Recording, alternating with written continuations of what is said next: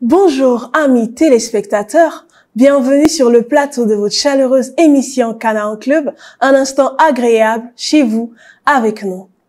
La circulation routière implique l'ensemble des règles et d'usages de la sécurité des biens et des personnes. D'après l'Organisation mondiale de la santé, environ 1,3 million de personnes perdent la vie dans un accident de la route. Chaque accident est un accident de trop et tant qu'il y aura des accidents, il nous faudra agir pour une circulation routière plus sûre. Aujourd'hui, avec les amis du club, nous parlons de la thématique « Les dangers de la circulation routière, quelles solutions ?» À travers cette thématique, nous voulons sensibiliser tous les usagers de la route sur les dangers encourus quotidiennement. Bonjour, chers amis du club. Bonjour. Vous allez bien? Très bien, merci. Très bien. Alors aujourd'hui, nous avons deux nouveaux amis. Pouvez-vous vous présenter, s'il vous plaît? Je suis le commandant de police Célestin Mouyanga. Je suis chef du bureau central des accidents, véhiculeux de Pointe-Noire par intérim. Ok. Bonjour, je suis Madame Jemzaba, responsable QHSE chez Bureau Veritas. Ok, merci cher ami. De tous les modes de transport qu'il existe, lequel préférez-vous et pourquoi? Dites-nous. Moi, je préfère l'avion parce que l'avion est plus rapide, on gagne du temps. Voilà, simplement. Je préfère également l'avion. Sans nul doute, je préfère l'avion. En termes de sécurité, l'avion offre, en tout cas, selon certaines études, plus de garanties. Moi, je préfère le véhicule. Je préfère être sur la route Oui. parce que je pense que je peux être maître de mes actes. Je peux prendre mes décisions et au cas où il y a un souci, avoir la rapidité de pouvoir l'éviter, tout en respectant le code, bien sûr. Je préfère la route parce que c'est le point de jonction Oui. entre les modes de transport et c'est un mode de transport moins onéreux, Oui. indépendant et ça me permet aussi de contempler l'architecture naturelle en termes de paysage parce que c'est en fait l'ouvrage fait des mains de notre Dieu et de notre Créateur. Le ciel aussi est l'ouvrage fait de Dieu, le ciel est plus beau. Mais je peux m'arrêter quand je veux, où je veux, mais dans le respect des règles du code de la route. Tout à fait. Merci beaucoup. Nous allons donc parler des dangers auxquels sont exposés tous les usagers de la circulation routière. Bien. Avant de répondre à cette question, j'aimerais bien commencer par définir qu'est-ce que l'usager de la route. Oui. Un usager de la route est toute personne qui utilise la voie publique, simplement. Et quels sont les dangers auxquels elle est exposée, la personne, l'usager? Alors, les dangers auxquels il est exposé sont peut-être regroupés en un groupe de mots, l'insécurité routière. Et au niveau de l'insécurité routière, nous allons voir des actions de voie publique. Les piétons, qui sont aussi des usagers de la route, les automobilistes sont exposés à des dangers de façon quotidienne et de façon permanente. Vous allez voir, quand on quitte un lieu à un autre, il n'est pas facile de pouvoir y arriver. Pour certains, quand il arrive, de remercier le Seigneur. Parce que les dangers sont vraiment, c'est pas ce qui manque. Et le non-respect du code de la route, pour certains usagers. Vous savez, il y a des gens qui conduisent au volant sans pourtant connaître le code de la route. Quand vous lui en parlez, il fait comme s'il ne le connaît pas. Et la conséquence, c'est quoi? Vous allez voir les accidents, ça et là. Ce sont des dangers auxquels ils sont exposés. Dans ces dangers de la voie publique, on peut en parler, il s'agit nombreux, mais on est, compte tenu du temps, on est obligé de parler de façon restreinte. Il y a aussi la criminalité dans les dangers. Vous êtes sans ignorer que dans certains pays, quitter un lieu A à un lieu B, et c'est pas facile. On peut rencontrer des coupeurs de route. Vous en avez entendu parler? Bien sûr. On parle de route. Et dans certains pays, chez nous, ici au Congo, il n'y en a pas, mais ailleurs, les autres en souffrent. Il faut en parler pour que les gens sachent que la route est exposée à beaucoup de dangers. Même si je vous ai dit que le mot que je préfère, le sont ces dangers, mais enfin, voilà. Prenez l'avion. Donc, je suis obligé de le prendre parce que je l'aime beaucoup, ce mode de transport. C'est pas la peur de l'avion par hasard qui fait ça. Dans plusieurs cas, c'est la peur de l'avion. Je ne pense pas. Et il y a dans certains pays aussi le carjacking. Je ne sais pas si vous avez entendu parler. Ça se passe en milieu urbain et c'est des gens qui arrivent là où vous êtes et on prend le véhicule occupé et on va avec. Vous voyez, vous avez quitté un lieu A pour aller vers un lieu B, mais arrivé à hauteur de tel ou tel endroit, vous voyez les gens surgissent que vous ne connaissez pas, et bien voilà le danger. Ils sont exposés à beaucoup de dangers. Donc tout le temps, il faut en parler pour que les gens comprennent qu'il y a ces choses, il faut donc éviter de faire ce genre de choses. Merci. Donc, que ce soit en milieu rural ou urbain, on encourt en fait ces dangers. Oui, que ce soit en milieu rural, que ce soit en milieu urbain, il y a des dangers. Au-delà même des accidents qu'on peut faire parce que on ignore le code de la route, mais il y a des gens, cette forme de criminalité qui est apparue et qui met en danger les usagers de la voie publique. Tout à fait. Voilà. Alors, quels sont les facteurs amplificateurs des dangers de la circulation routière? Je pourrais répondre. Allez-y. Parce que ça me parle un peu plus. Les facteurs amplificateurs, si par exemple nous restons dans le domaine du code de la route, comme dit le commandant, les facteurs amplificateurs pourraient être par exemple le non-respect de ce code-là, la non-connaissance des règles de base, par exemple de priorité, du respect du stop, aussi les comportements qu'on pourrait avoir sur la route. Par exemple, conduire en utilisant son téléphone. Conduire pendant que on a pris de l'alcool ou encore qu'on a pris des drogues. Conduire tout en prétextant qu'on est le meilleur chauffeur, faire des dépassements à gauche, à droite, comme on veut, sans pour autant tenir compte des autres usagers de la route. Se dire qu'on est le maître du monde.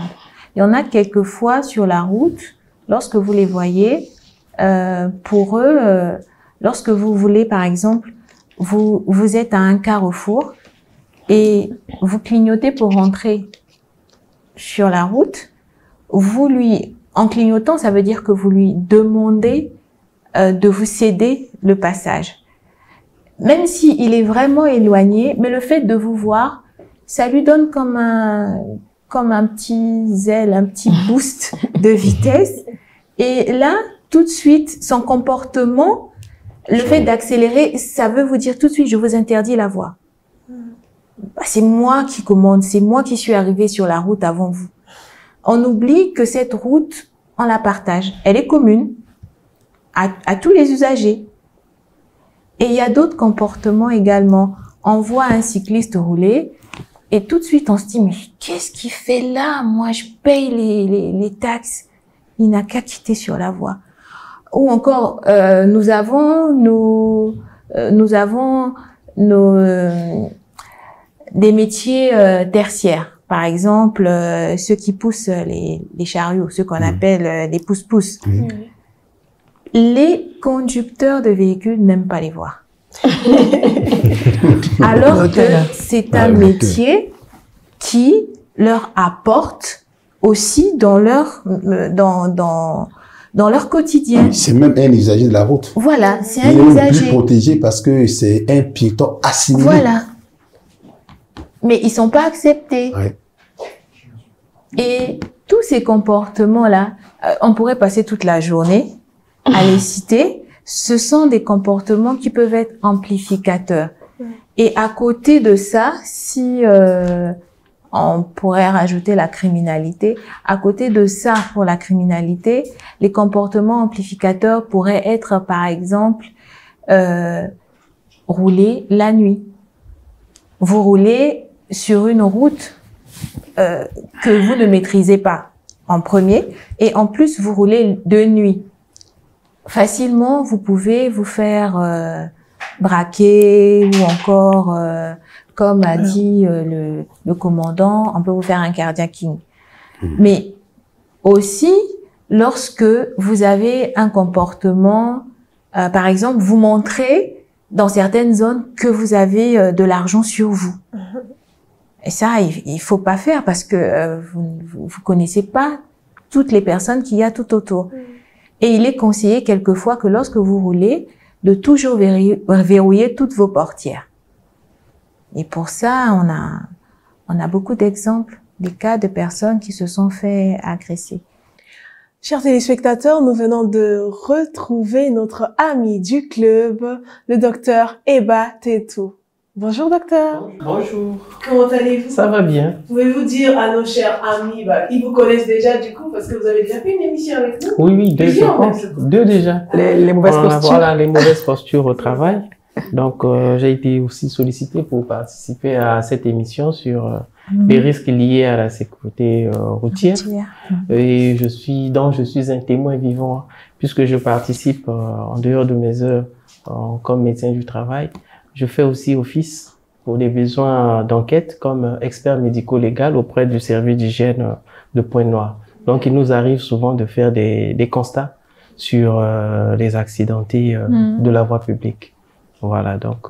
Nous avons la bonne personne. Merci beaucoup. Non, mais je pense qu'elle a presque déjà tout dit. Hein. Il y a la vitesse, les distractions, notamment le téléphone. Il y a l'erreur humaine aussi, faut pas oublier. Généralement, on incrimine l'état de la route, des infrastructures. Mais on n'oublie pas que c'est nous, les hommes, qui sommes au volant. Donc, il y a nos comportements, notamment avec l'alcool, avec certains produits qui peuvent avoir des effets sur notre vigilance, ce qu'on appelle souvent des substances psychoactives ou psychotropes. Voilà, donc il y a tout ça.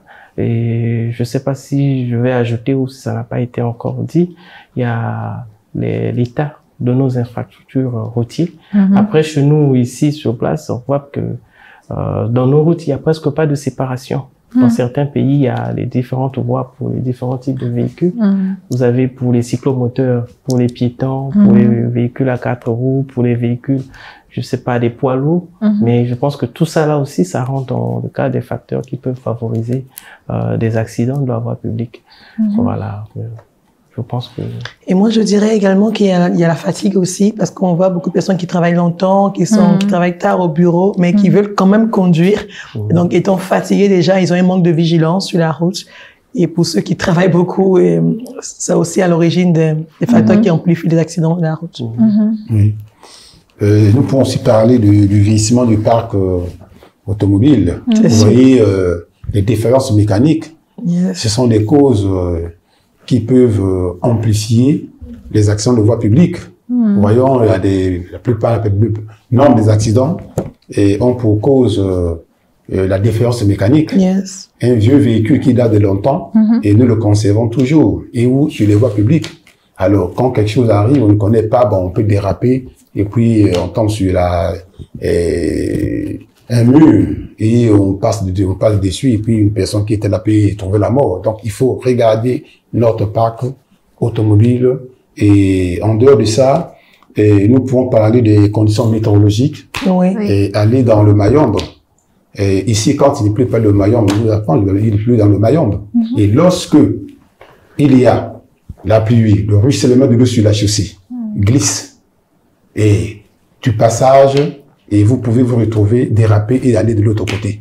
Et ce sont les conditions météorologiques qui sont aussi à l'origine et qui peuvent amplifier donc des accidents. En dehors de ça, nous avons aussi, vous voyez, prenez la route nationale numéro 1, vous allez voir, la plupart des véhicules qui tombent en panne, on les répare sur place. Et l'huile moteur qui tombe sur la chaussée n'est jamais nettoyée. Et on ne peut pas faire le sablage pour dire, bon, écoutez, prenons simplement le sable, mettons dessus pour éviter le glissement de la chaussée. Mais les véhicules qui passent peuvent glisser dessus et faire un accident. D'une manière générale, nous avons le comportement de l'homme.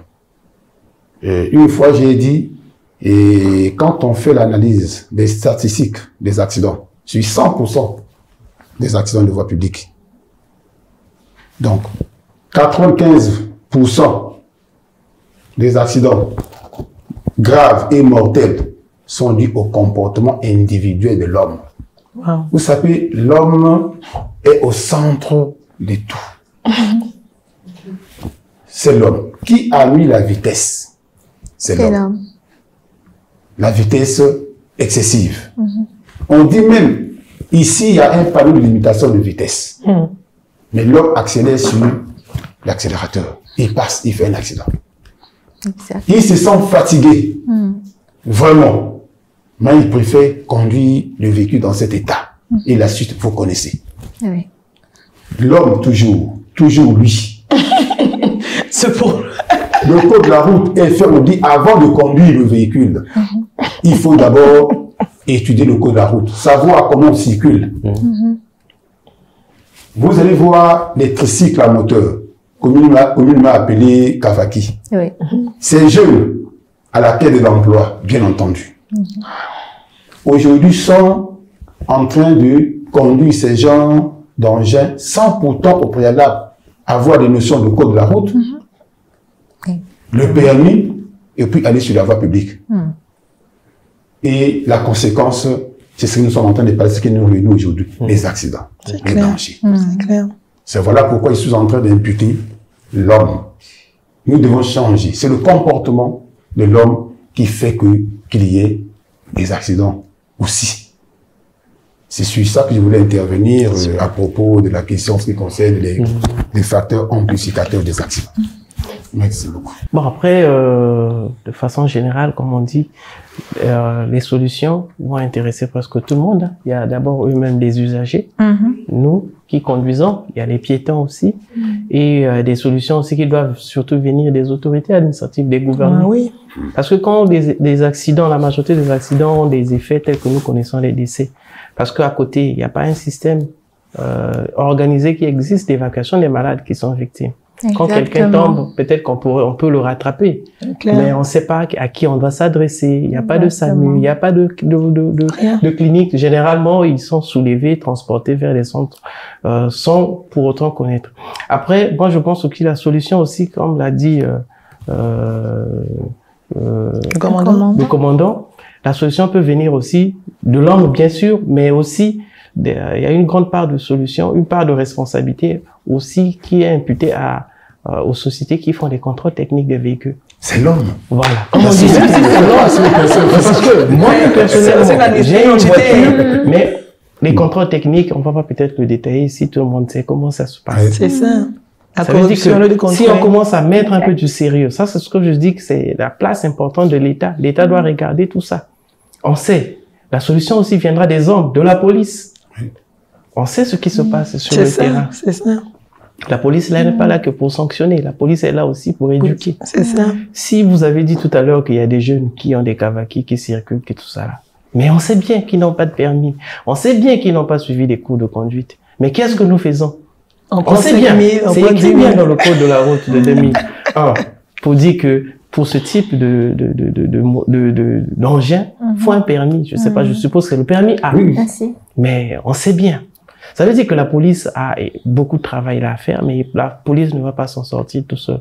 Faut qu'il soit associé aussi au ministère de la Santé. Parce que ce qu'on craint quand on dit les dangers de tout ça là, à la fin, c'est des dégâts, surtout humains, avec la mort, tout ça là. Ça veut dire qu'il peut y avoir des accidents, mais si on a un circuit bien rodé, un peu comme en Europe, quelqu'un tombe, il y a le SAMU qui vient, qui les transportent vers les cabines téléphoniques, à chaque angle, tu appelles, tu as un danger. Donc, la solution, on doit le trouver à tous les niveaux. Et nous-mêmes aussi, nous-mêmes, personnellement, on doit intégrer le code de la route, on doit éviter les distractions. Voilà, donc moi, ça, c'est un peu, je pense que là, c'est tout le monde qui doit participer pour qu'on ait des solutions vis-à-vis de tous ces risques-là auxquels sont exposés les usagers de la route et les piétons et tout le reste, quoi. Oui, merci beaucoup. Vraiment, ce que vous êtes en train de dire, c'est vraiment très important. Il faut parler en termes des causes managériales et environnementales, pré- et post-accident. Je m'explique. Il y a un accident de voie publique. Avant l'accident, avant que l'accident ait lieu, qu'est-ce qu'il faut faire pour pouvoir éviter cet accident? Ou diminuer au moins les effets de cet accident. Je prends l'exemple simple. Il y a ce qu'on entend le port de la sécurité, de la ceinture de sécurité. Yeah. Vous êtes en train de circuler. On dit dans le maillot, on dit zone dangereuse. C'est écrit. Mais il n'y a pas de ceinture de sécurité. Alors, vous êtes en train de partir. Alors, après l'accident maintenant, si vous faites l'accident et que vous vous sentez vraiment mal, vous ne pouvez pas vous lever. Qu'est-ce qu'on fait après l'accident? Donc, quand je dis post-accident, alors, sur d'autres dossier, il y a des secours qui arrivent en premier lieu. Yeah. Une fois, nous sommes allés constater un accident, la population a commencé à hurler sur nous. Oh, mais le BCA est venu en retard, mais le BCA ne peut pas venir à temps puisque c'est un service sous réquisition. On doit nous appeler pour dire qu'il y a un accident à tel endroit. Mais c'est les services de sécurité qui doivent arriver à temps. Lorsqu'ils arrivent, ils voient qu'il y a une personne blessée, ils prennent, ils emmènent à l'hôpital.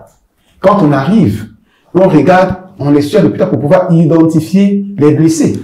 Mais lorsque, après l'accident, il n'y a pas de secours, on ne peut pas faire vite. Et même quand il y a des secours, quand on emmène à l'hôpital, il n'y a pas des soins adéquats.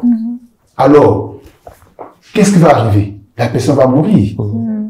J'avais lu quelque part, on avait dit, quand les temps sont en train de dire, en une minute, on peut sauver une personne. Mais lorsque on transporte la personne, et quand on transporte la personne, c'est avec des moyens rudimentaires ou encore des personnes de bonne volonté. Des passages, ah mais la personne est tombée, est-ce que vous ne pouvez pas le prendre? On négocie, parfois il y a certains qui refusent, et pendant ce temps, la personne est en train de souffrir. Et quand on prend la personne, on l'amène à l'hôpital, arrivé là-bas, alors, qu'est-ce qui se passe? Est-ce que les soins adéquats sont administrés? Alors, la personne qui pouvait être sauvée par le fait qu'il a été transporté du lieu de l'accident avec une certaine rapidité et arrivé à l'hôpital, les soins appropriés, mais la personne ne doit pas être comptée parmi les morts. Mais lorsque cela n'a pas été fait, alors il est compté parmi les morts. Vous voyez? Donc, cela a commencé d'abord par le comportement soi-même, qui n'a pas, il suit lire ce qui est écrit, ou mettre sa ceinture de sécurité à cet endroit, et lorsqu'il tombe, on ne peut pas dire que non, c'est pas qu'une femme ne va pas tomber, mais les secours sont où pour pouvoir l'amener rapidement à l'hôpital. Et quand il arrive à l'hôpital, est-ce que les soins appropriés?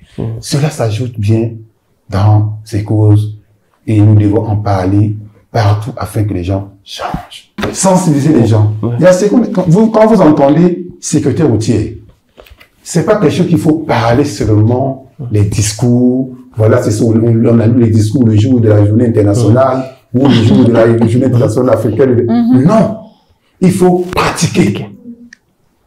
Lorsque on dit sécurité routière, on prend une période, on dit 4 ans. Il faut que le long des accidents chute jusqu'à tel niveau. Alors, qu'est-ce qu'on fait? Tous ceux qui participent au niveau de ceux qui participent à cette chaîne sont sensibilisés. Et en ce qui me concerne, policiers, gendarmes, on dit bon, vous êtes sur la voie publique avec les éthylotests pour pouvoir contrôler avec force la conduite en état d'ébriété ou en état d'ivresse. Donc, les services sont mis en ébranle Et les journalistes commencent à parler. Non, voilà, attention, ne sortez pas quand vous avez pris l'alcool au volant et vous serez arrêté par la police. Attention, ça passe à la télé, ils parlent. Et à partir de là, les auto-écoles, les assureurs, en dépit de leurs objectifs commerciaux, doivent s'impliquer. L'auto-école, quand on va là-bas, c'est pour t'enseigner le code de la route. Vous n'avez pas été à l'école, vous ne pouvez pas avoir le permis de conduire. On vous enseigne les dangers de la route. Voilà ce qu'il faut. On conduit comme ceci. On ne conduit pas comme ça. Voilà la position qu'il faut faire. Alors, si tous ces services se retrouvent, cela peut marcher. Mais il faut aussi l'implication des pouvoirs publics. Bien sûr. Je vous dis, si la police se met debout, en train de pouvoir contrôler des véhicules, faire ceci, et arrêter, c'est ce qui concerne la surveillance, vous n'êtes pas assuré, faites ceci. On fait une opération comme ça, il faut que ça soit appuyé par le pouvoir public. Je vous prends un exemple, parce qu'il y a des conséquences. On dit, un véhicule non assuré ne peut pas circuler. Exact. On bloque les quartiers périphériques de Pointe-Noire. Vous savez bien que ces véhicules-là sont moins assurés. Ou pas du tout. Pas du tout. Quelquefois, Alors, pas du tout. dès que on les prend les éléments en fourrière, la population, partant de là, va aller, là-bas, il n'y a plus de déplacement. Dans les quartiers périurbains. Alors, les gens commencent à marcher. Quand les gens marchent, il y a frustration. Vous le connaissez bien. Oui. Contre la police, contre tout. Contre Et vous savez, l'État. donc, c'est pas des choses qu'on fait de fil en aiguille. Il faut la préparation. Exact. Il faut la préparation. On se met debout. On dit, bon, voilà. Et ce que nous devons faire pendant tant d'années, il faut faire ceci. Tout le monde la met dans l'appart. Ça va réussir. Mais quand on vient, on fait les discours. On fait les discours. Chaque année, ça n'avance pas. Ça n'avance pas, ça ne changera rien. Ça ne changera rien. Arrêtons les discours. Merci, chers amis du club, de nous avoir édifiés autour de ce thème. Et à tous les usagers, merci de prendre en compte tous les conseils donnés par nos amis. Nous remercions Canal pour ce magnifique espace mis à notre disposition pour le tournage de notre émission. Et nous remercions aussi notre partenaire Émotion pour cette magnifique tenue que je porte aujourd'hui. Et merci, chers téléspectateurs, de nous avoir suivis. On se retrouve très vite au prochain numéro de votre émission Canal Club. Un instant agréable chez vous avec nous. Au revoir.